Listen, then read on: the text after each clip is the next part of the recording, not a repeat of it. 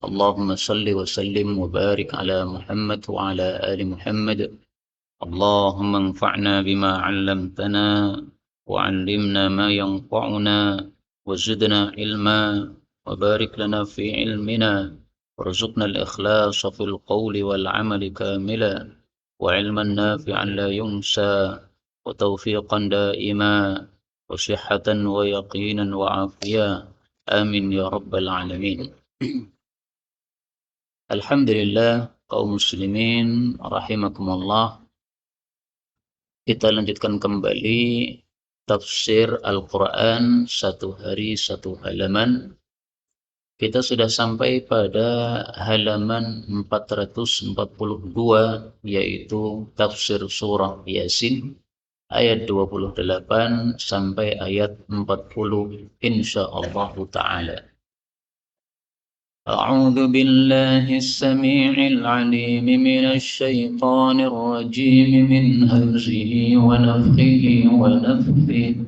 وما أنزلنا على قومه من بعده من جند من السماء وما كنا منزلين إن كانت إلا صيحة واحدة فإذا هم خامدون يا حسرة على العباد ما ياتيهم من رسول إلا كانوا به يستهزئون ألم يروا كم أهلكنا قبلهم من القرون أنهم إليهم لا يرجعون وإن كل لما جميع لدينا محضرون وآية لهم الأرض الميتة أحييناها وأخرجنا منها حبا فمنه يأكلون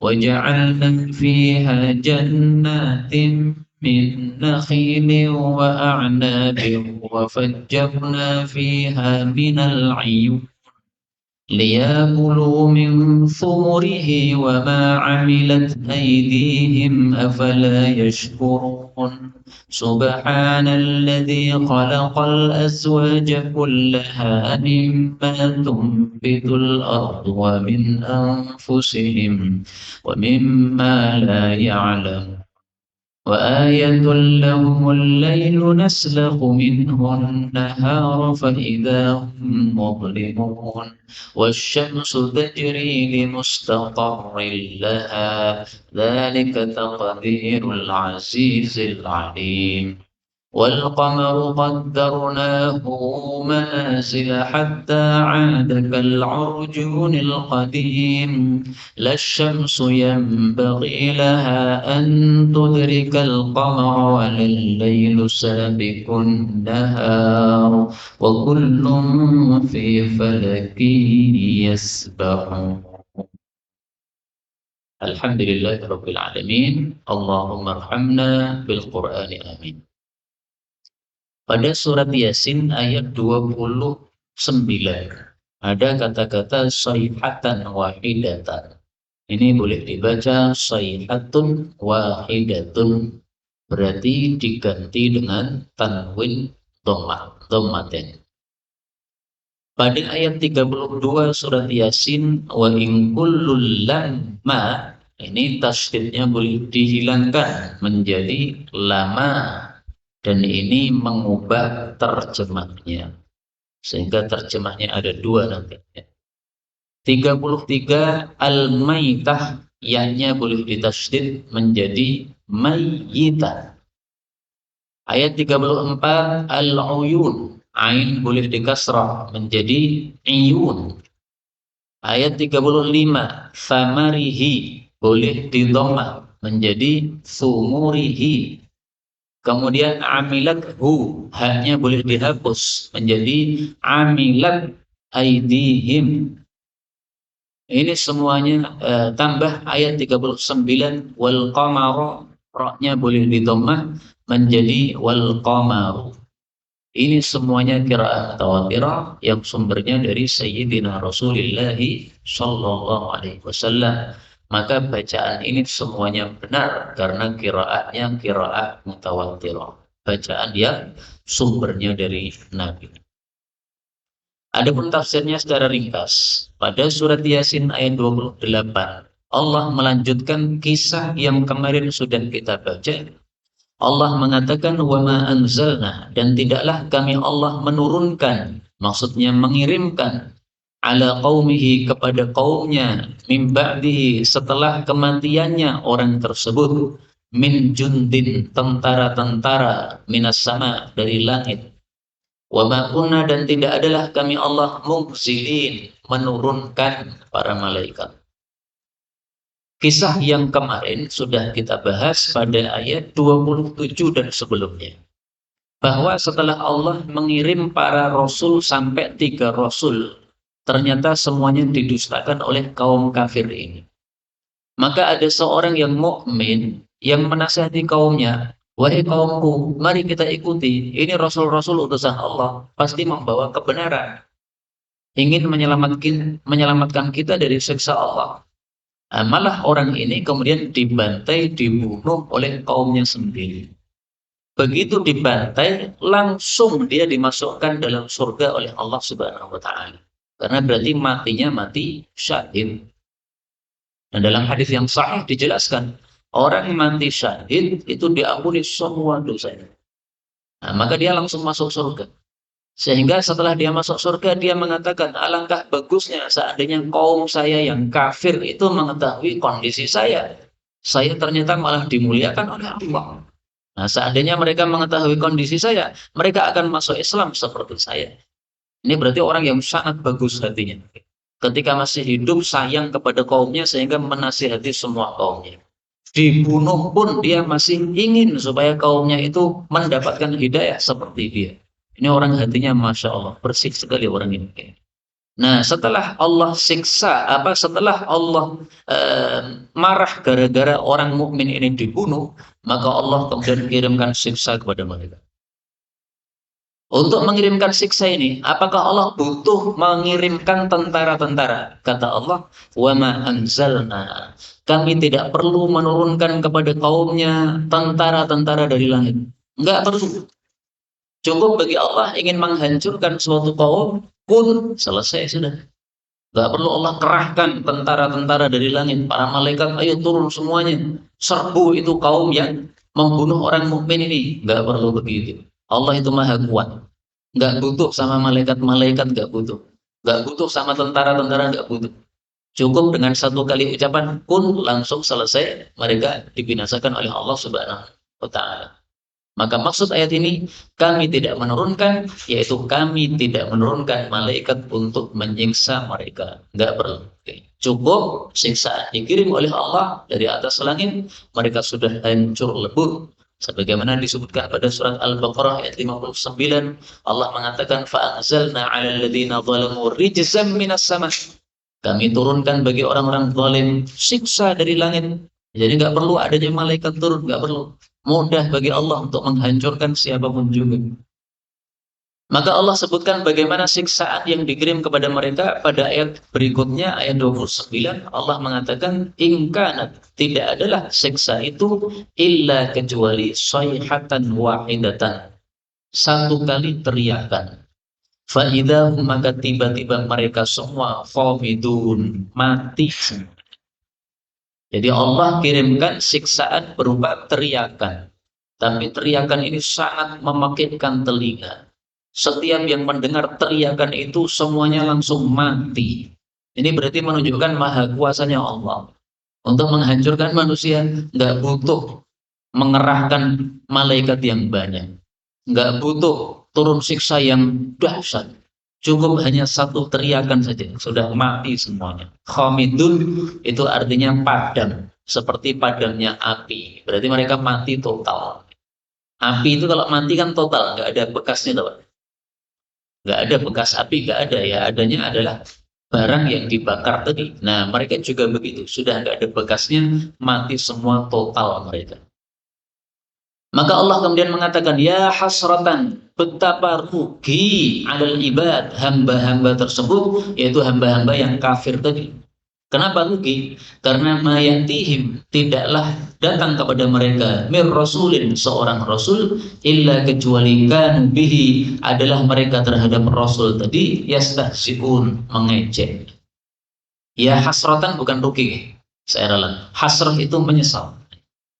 Hasrah itu asyadun nadamah.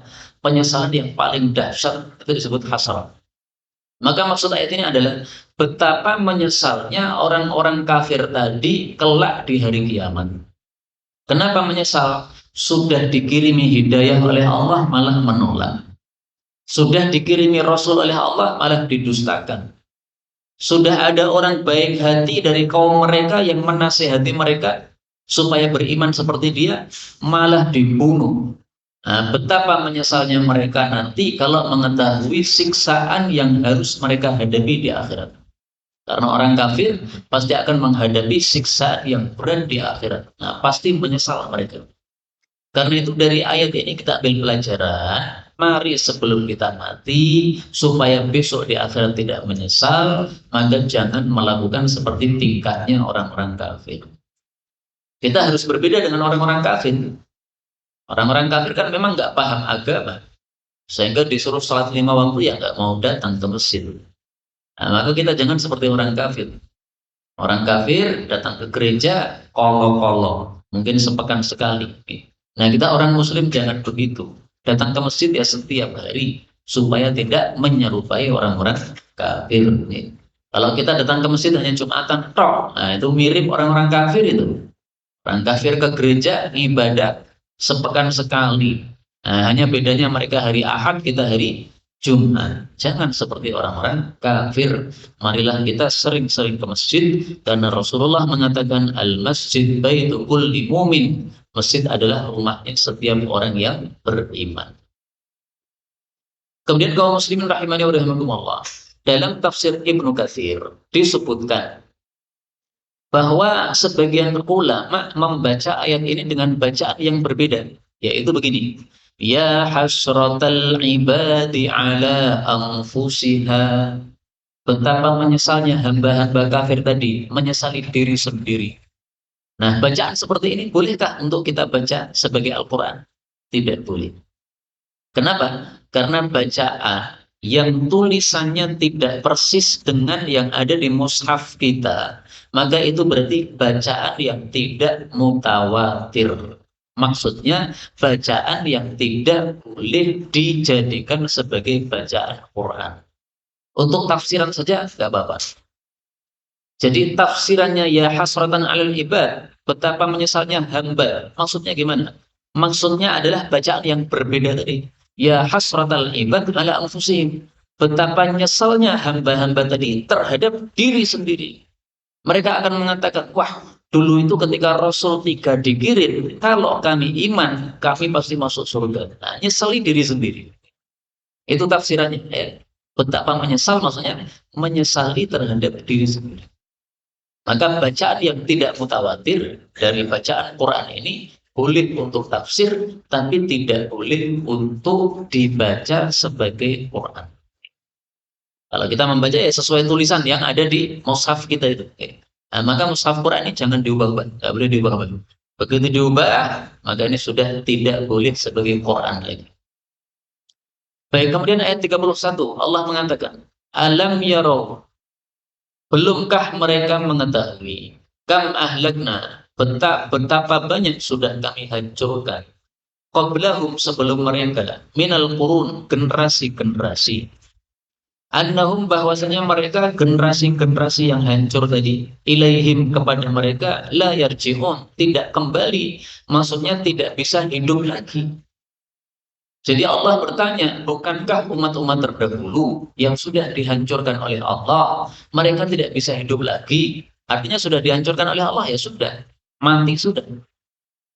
Ini menolak keyakinan sebagian orang-orang kafir yang disebut kelompok Dahriyah, di mana orang-orang kafir kelompok Dahriyah ini meyakini namanya orang mati pasti nanti akan hidup lagi balik ke dunia seperti semula. Ini keyakinan sebagian orang kafir. Jadi bukan hidup lagi tapi ke akhirat, bukan. Mereka nggak percaya akhirat. Tapi mereka meyakini akan hidup lagi, tapi balik ke bumi lagi, ke dunia lagi. Nah, maka oleh Allah bantah dengan ayat ini. Dibantah Allah dengan ayat ini. Apa mereka nggak ngerti? Umat-umat terdahulu sudah banyak yang dihancurkan oleh Allah. Tapi juga tidak ada yang kembali ke dunia. Nah, maka keyakinan itu sangat-sangat salah. Betul ada kebangkitan setelah mati, tapi bukan kembali ke dunia, tapi kembali kepada Allah di akhirat untuk mempertanggungjawabkan amalan masing-masing. Ayat 32 Allah mengatakan, wa in, dan tidaklah, kullun, masing-masing, lamma, kecuali, jami'un, semuanya, ladaina, di hadapan kami, muhdarun, akan dihadirkan. Maksudnya, semua mereka pasti akan dihadirkan, dibangkitkan setelah mati untuk berkumpul di padang mahsyar, mempertanggungjawabkan amalan masing-masing dan diberi balasan yang setimpal oleh Allah Subhanahu wa taala. Semuanya, baik yang muslim maupun yang kafir, baik yang orang beriman maupun orang yang tidak beriman, semuanya akan dihadirkan oleh Allah untuk mempertanggungjawabkan amalan masing-masing. Ini kalau kita baca dengan bacaan yang biasanya, wa in kullul lamma. Innya diartikan tidaklah, lama diartikan kecuali. Sekarang kita baca dengan bacaan yang lain. Wa in kullul lama. Nah, kalau dibaca begitu, maka terjemahnya wa in, dan sungguh, kullun, masing-masing, lama, sungguh, jami'un, semuanya, ladaina muhdarun, akan dihadirkan di hadapan kami. Jadi terjemahannya berbeda, tapi maksudnya ya sama. Masing-masing orang akan dibangkitkan oleh Allah, dihadirkan kepada mahsyar, mempertanggungjawabkan amalan masing-masing, diberi balasan yang setimpal. Balasannya apa? Disebutkan dalam ayat yang lain. Allah mengatakan, fariqun fil jannah wa fariqun fis sa'ir. Pada surat Asy-Syura ayat yang ke-7. Fariqun, sekelompok orang, fil jannah, masuk surga, wa fariqun, dan sekelompok orang, fis sa'ir, masuk neraka yang dinyalakan. Sa'ir itu artinya yang dinyalakan. Maka kita berdoa kepada Allah, mudah-mudahan semua kita dan keluarga kita dimasukkan oleh Allah dalam surga tanpa hisab, tanpa adab. Amin ya rabbal alamin. Kemudian kaum muslimin rahimakumullah, untuk membuktikan bahwa Allah itu mampu menghidupkan orang setelah mati. Apa buktinya?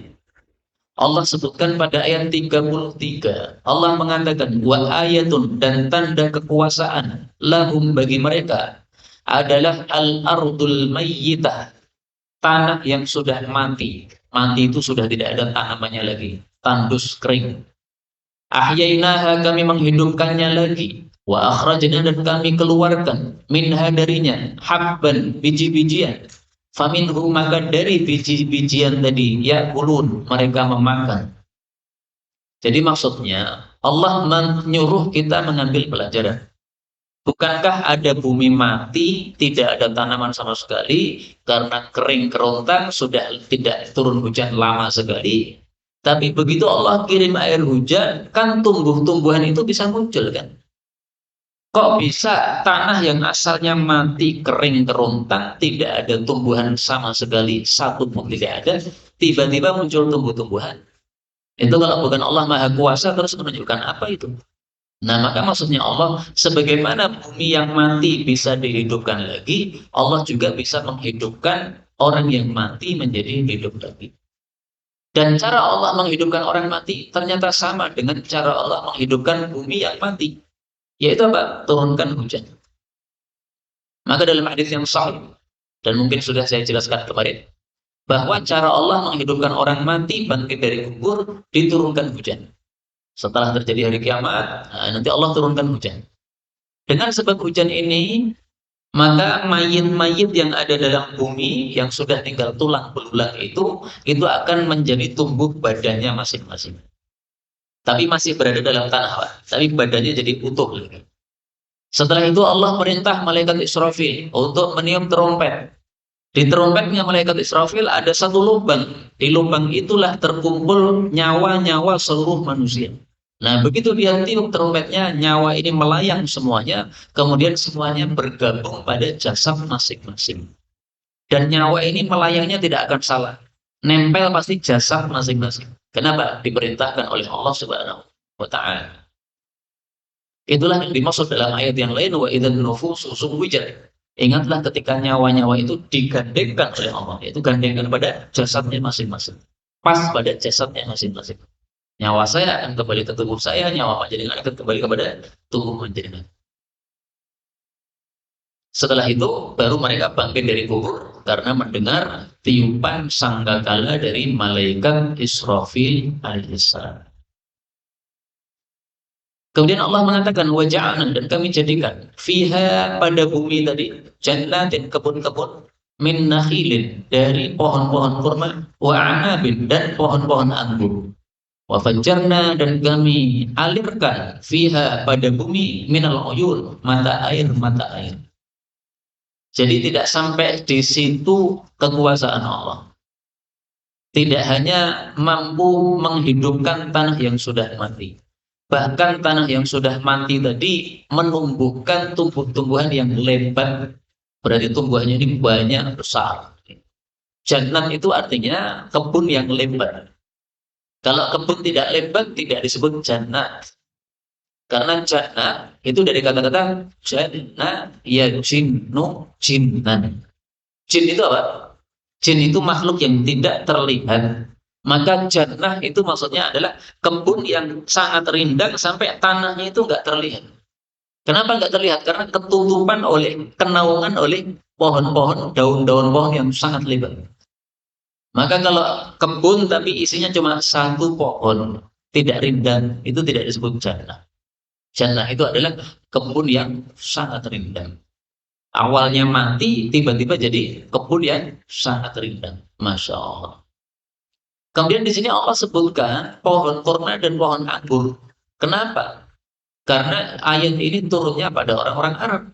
Dan orang Arab itu paling suka dengan pohon kurma dan pohon anggur. Kenapa? Membuahkan buah-buahan yang bisa dijadikan sebagai makanan pokok. Kurma itu sebagai makanan pokok. Anggur kalau dijadikan kismis juga sebagai makanan pokok. Bisa disimpan lama seperti beras. Beras bisa disimpan lama. Nah, kurma kering juga begitu, anggur kering atau kismis juga. Kemudian Allah mengatakan, liya'kulu, supaya mereka makan, min thumurihi, dari buah-buahannya, wa ma'amilat, dan apa yang dikerjakan oleh aidihim, tangan-tangan mereka. Afala yashkurun, tidakkah mereka mau bersyukur? Jadi nikmat Allah sudah banyak kepada manusia, maka semestinya disyukuri. Sehingga mestinya mengambil pelajaran dari nikmat Allah yang diberikan tadi. Bagaimana mengambil pelajarannya? Yaitu kita balas nikmat Allah dengan ketaatan kepada Allah Subhanahu wa Ta'ala. Yang dimaksud wa ma'amilat wa aidihim, apa yang dikerjakan oleh tangan mereka, maksudnya apa yang ditanam oleh tangan-tangan mereka. Mereka menanam, mendapatkan hasil dari tanaman mereka. Itu siapa yang menumbuhkan? Bukan tangan mereka. Kita hanya bisa menanam, tapi yang menumbuhkan Allah Subhanahu wa Ta'ala. Buktinya, setelah kita menanam, seringkali kita mengalami kegagalan panen. Gara-gara ada tikus, gara-gara ada hama, dan sebagainya. Berarti nikmat itu tetap dari Allah. Kita hanya melakukan usaha, tapi endingnya tetap Allah yang melakukan, yaitu tumbuhnya buah-buahan itu Allah yang melakukan. Maka di sini Allah menyuruh kita bersyukur. Karena itu kaum muslimin rahimani wa rahimakumullah, marilah kita mempelajari bagaimana cara mensyukuri nikmat Allah. Karena sebagian orang, bahkan banyak orang tidak paham bagaimana mensyukuri nikmat Allah. Mensyukuri nikmat Allah itu bukan dengan berfoya-foya, bukan dengan berhura-hura, bukan dengan membuat perayaan. Mensyukuri nikmat Allah berdasarkan dalil-dalil Al-Quran itu adalah beribadah kepada Allah Subhanahu wa Ta'ala. Dalilnya banyak sekali. Paling gampang lah surat yang pendek saja. Allah mengatakan dalam Al-Quran pada surah Al-Nasr. Al-Nasr artinya pertolongan Allah. Allah mengatakan idza jaa nasrullah wal fath. Kalau sudah datang pertolongan Allah dan kemenangan Fathu Makkah, dan kau melihat manusia-manusia pada masuk ke dalam agama Islam dengan berbondong-bondong. Nah, ini berarti nikmat Allah sudah sempurna nih. Apa yang harus dilakukan? Maka berfoya-foyalah, maka rayakanlah, buatlah perayaan. Bukan. Allah mengatakan fasabbih, tasbihlah, bihamdi rabbik, dengan memuji pemelihara, wastaghfirhu, istighfarlah kepada Allah. Jadi suruh ibadah, Pak. Mensyukuri nikmat Allah dengan cara apa? Memperbanyak ibadah, menambah ibadah. Nikmat Allah sangat banyak. Indonesia merdeka termasuk nikmat. Nikmat harus disyukuri supaya tidak dicabut oleh Allah. Nah, mensyukuri gimana? Itu yang banyak orang salah paham. Sehingga mereka mensyukuri dengan berfoya-foya, dangdutan, dan sebagainya. Ini bukan bersyukur namanya. Ini namanya kufur. Ya. Karena mensyukuri nikmat Allah itu menggunakan nikmat Allah dengan sesuai keinginan Allah. Nah, malah dangdutan itu berarti bukan syukur ya. Ini perlu dijelaskan kenapa banyaknya orang tidak paham. Kenapa tidak paham? Karena tidak pernah ngaji Quran. Surat An-Nasr saya sudah hafal. Ya hafal, tapi nggak paham isinya. Buktinya banyak yang melanggar ayat ini. Oh, maka mensyukuri Allah, tasbihlah yang banyak, tahmidlah yang banyak, istighfarlah yang banyak, atau ibadah-ibadah yang lain. Okay. Bersyukur kepada Allah dengan membagi beras kepada orang-orang miskin. Bagus, itu termasuk ibadah. Itu sedekah termasuk ibadah. Maka boleh orang yang pulang dari haji, kemudian sampai di rumah, dia bagi-bagi kepada tetangga-tetangganya, bagi-bagi oleh-oleh haji, bagi-bagi makanan, bagi-bagi gamis, boleh. Itu termasuk syukur, karena sedekah itu termasuk ibadah. Tapi kalau berfoya-foya, ini bukan suatu ibadah yang diajarkan oleh Allah Subhanahu wa Ta'ala. Baik, kita lanjutkan. Ayat 36.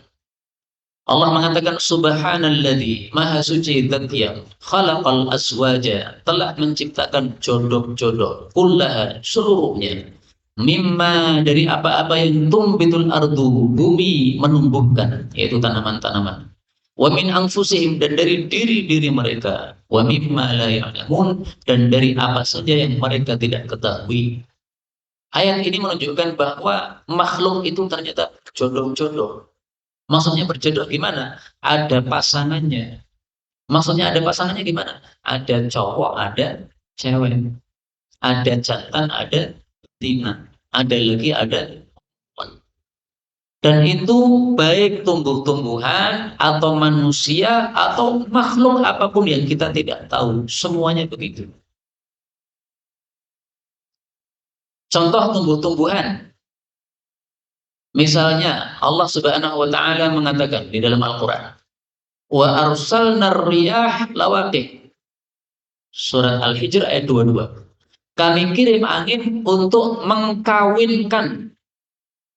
Angin mengkawinkan. Mengkawinkan apa? Nah, ada dua tafsir. Sebagian ulama mengatakan mengkawinkan awan dengan awan. Berarti ada awan jantan, ada awan betina. Kalau sudah dikawinkan akan hamil. Kalau hamil akan lahir. Lahirnya apa? Air hujan. Jadi kalau tidak ada awan betina jantan, nggak ada air hujan, Pak. Orang mungkin lahir. Ada lagi yang mengatakan maksudnya mengkawinkan di sini, angin mengkawinkan pohon dengan pohon. Berarti ada pohon jantan, ada pohon betina. Maka dikirim oleh Allah angin, sehingga dari pohon jantan ini terbang sesuatu kepada pohon betina. Jadilah berbunga, setelah itu berbuah. Maka kalau tidak ada perkawinan jantan betina pohon, tidak mungkin ada buah. Karena buah itu adalah hasil perkawinannya tadi. Jadi jangan dikira yang melahirkan cuma manusia. Manusia melahirkan betul, ada ibu hamil, kita lihat. Kita juga pernah berada dalam perutnya ibu hamil, Tapi ternyata yang hamil tidak hanya manusia. Awan pun hamil, tapi anaknya adalah air. Pohon pun hamil, tapi anaknya adalah buah-buahan. Makanya Allah mengatakan di sini, wa mimma la ya'lamun. Semua yang kalian tidak ketahui juga berjodoh-jodoh. Sehingga ini sesuai dengan ayat Allah pada surat yang lain, surat Az-Zariyat ayat 49.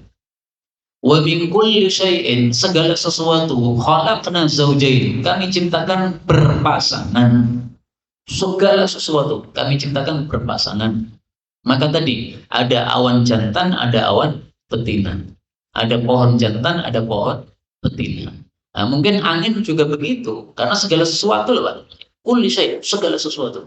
Hanya kita tidak tahu bagaimana jantannya angin, bagaimana betinanya angin. Pokoknya segala sesuatu berjodoh-jodoh. Kemudian Allah mengatakan wa ayatun, dan tanda kekuasaan Allah lahum, bagi mereka adalah al-lail, malam. Naslahu, kami lepas minhu, dari malam, an-nahara, siang. Fa'idha, tiba-tiba hum, mereka itu muzlimun, gelap gulita. Ini tanda kekuasaan Allah. Ada malam, ada siang, bergantian. Kalau datang malam, siang pergi kemana? Kita nggak ngerti. Kalau datang siang, malam pergi kemana? Kita nggak ngerti. Nah, itu kekuasaannya Allah Subhanahu wa Ta'ala. Dan ini selain menunjukkan kekuasaan Allah, juga merupakan nikmat Allah terhadap kita. Coba kalau siang terus, Pak, kita nggak bisa tidur. Coba kalau malam terus, susah kita jualan es teh jumbo 3.000, orang mungkin payu. Malam terus, adem terus. Tapi ada siang, ada malam. Maka yang jualan es teh jumbo laku siang hari, yang jualan laku malam hari. Nah, itu nikmat dari Allah Subhanahu wa Ta'ala. Maka disebutkan oleh Allah pada ayat yang lain, pada surat Al-Qasas ayat 77, ayat 71. Qul araitum in ja'alallahu 'alaikumul laila sarmadan. Bagaimana kalau Allah itu menjadikan malam itu sarmad? Sarmad itu terus-menerus, abadi, malam terus nggak berhenti. Andaikan malam itu sarmad, andaikan malam itu terus-menerus, nggak ada siangnya. Man ilahun ghairullah. Siapa Tuhan selain Allah yang mampu mendatangkan siang? Siapa? Nggak ada. Demikian juga sebaliknya. Bagaimana seandainya Allah jadikan siang itu terus-menerus, sarmadi, terus-menerus? Siapa yang bisa mendatangkan malam supaya kalian bisa tenang badannya? Nah, maka ini termasuk nikmat Allah yang sangat besar untuk manusia. Allah mengatakan ayat 38, wasyamsu, dan matahari tajri, berjalan, limustaqarrillah, pada tempat menetapnya.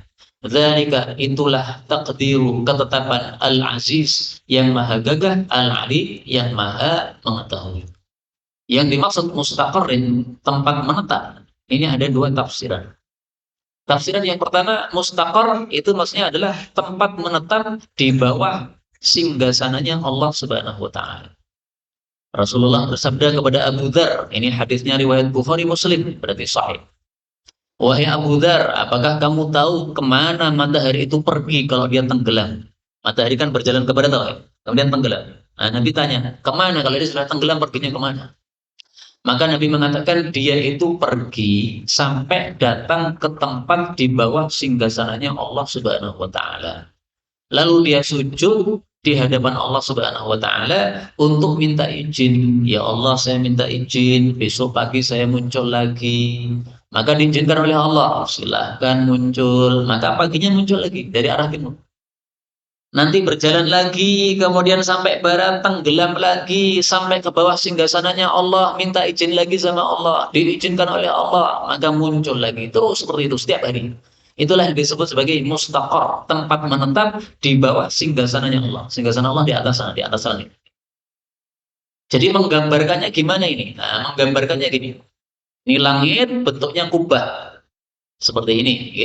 Kemudian ini bumi. Nah, kemudian matahari muncul dari timur, kemudian berjalan di atasnya bumi, kemudian mengelilingi bumi. Jadi mataharinya yang mengelilingi bumi. Setelah itu berada di bawah singgasana Allah, pas tepat sana Maka di tengah malam itu terjadinya tengah malam, nah itu minta izin sama Allah Subhanahu wa taala. Kalau sudah diizini maka muncul lagi dari timur, terus begitu. Ini penjelasan dari Ibnu Katsir, bukan dari saya. Oke. Adapun bumi itu bentuknya datar atau bulat, nah ini diperselisihkan oleh para ulama kita. Para ulama ya Saudi banyak yang mengatakan bumi datar. Kenapa? Sesuai ayat-ayat dohirnya menunjukkan datar. Ada lagi yang mengatakan bumi bulat pun kalau orang ngerti. Kalau orang tahu ngelilingi bumi, jadi orang ngerti. Semuanya ada dua teori gitu saja. Tetapi saya cenderung bahwasanya bumi itu apa? Bulat. Tapi kalau sesuai penjelasan dari Ibnu Katsir ini, gambarannya paling gampang, bumi datar. Sehingga bumi datar dikelilingi oleh matahari dari timur ke barat, kemudian balik lagi terus begitu. Jadi bukan buminya mengelilingi matahari, tapi matahari yang mengelilingi bumi. Nah, ini juga diperselisihkan ulama lagi. Yang mengelilingi itu bumi atau matahari. Sembuh kalau mengerti. Orang tahu enggak loh. Ya. Dan orang-orang yang berteori itu ya bisa jadi benar, bisa jadi salah, karena sebagian mereka itu kadang-kadang berbohong. Mengatakan kami sudah sampai bulan, banding foto neng planet di bumi, kemudian dipilih sepadan Sahara yang seperti bulan bentuknya ngapusi meneh. Nah sekarang ini memang kita harus berhati-hati, banyak orang apa ngapusi. Sampai ada virus namanya virus bohong bersama-sama. Namanya apa? Bohong bareng-bareng, sama-sama bohong. Virus sambo, sama-sama bohong. Nah, harus berhati-hati kita. Jangan ikut-ikutan virus sama-sama bohong. Nah, maka masalah itulah kita tinggalkan saja.